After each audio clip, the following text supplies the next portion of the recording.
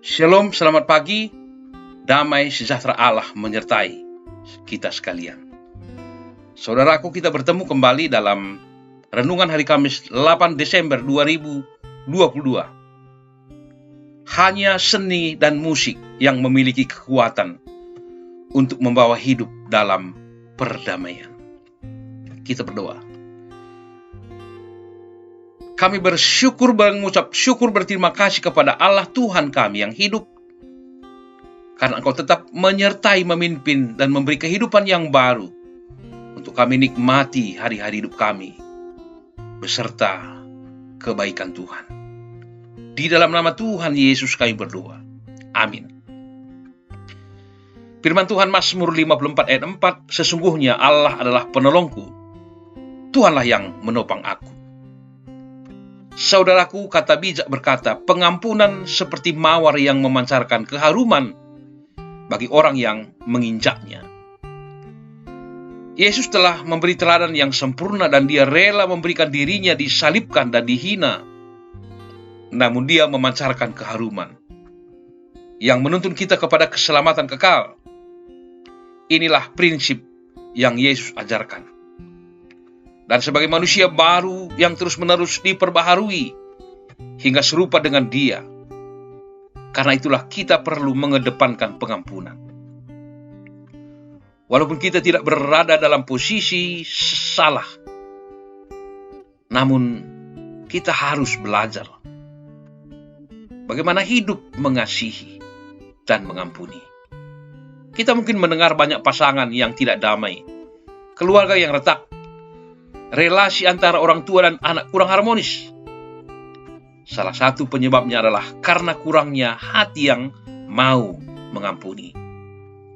Dengan seringnya kata-kata kasar terucap, bahkan sampai menembus hati, sehingga menjadi pribadi yang amat terluka dan sulit untuk memaafkan. Tentunya sebagai orang percaya, seharusnya kita belajar kepada Yesus yang telah memberikan teladan pengampunan tanpa batas kepada kita, dan oleh pengampunannya kita dibebaskan dari hukuman dosa.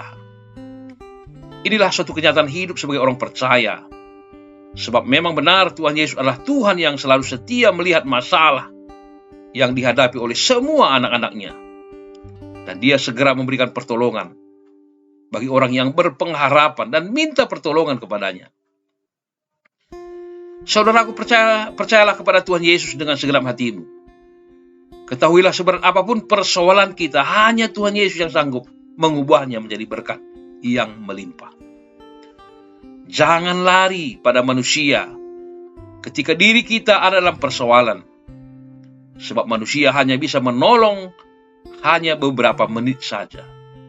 Tetapi Tuhan kita, Dia tetap setia menolong sampai setiap saat, dimanapun dan bagaimanapun keadaan yang terjadi dalam hidup kita. Jangan berharap kepada manusia, sebab ia tidak lebih daripada hembusan napas.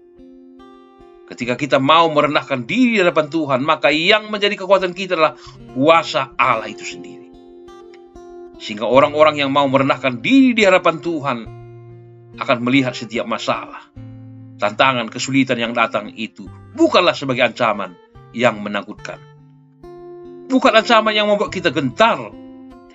Justru sebaliknya adalah berkat yang terselubung dalam masalah itu. Berkat di dalam tantangan oleh kesulitan. Dapat kita gambarkan seperti buah durian.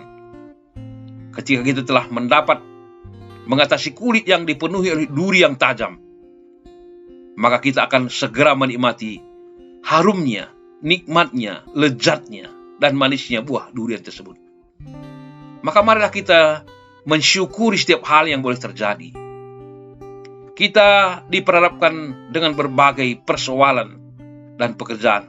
Hadapilah dengan sukacita dan senantiasa mengandalkan kuasa Tuhan. Sebab di balik orang-orang yang mengalami badai dalam hidupnya, tetapi tidak akan pernah tenggelam. Mengapa? Karena ada tangan Tuhan yang ajaib, yang selalu menopang, menuntun, dan memberikan kemenangan kepada kita.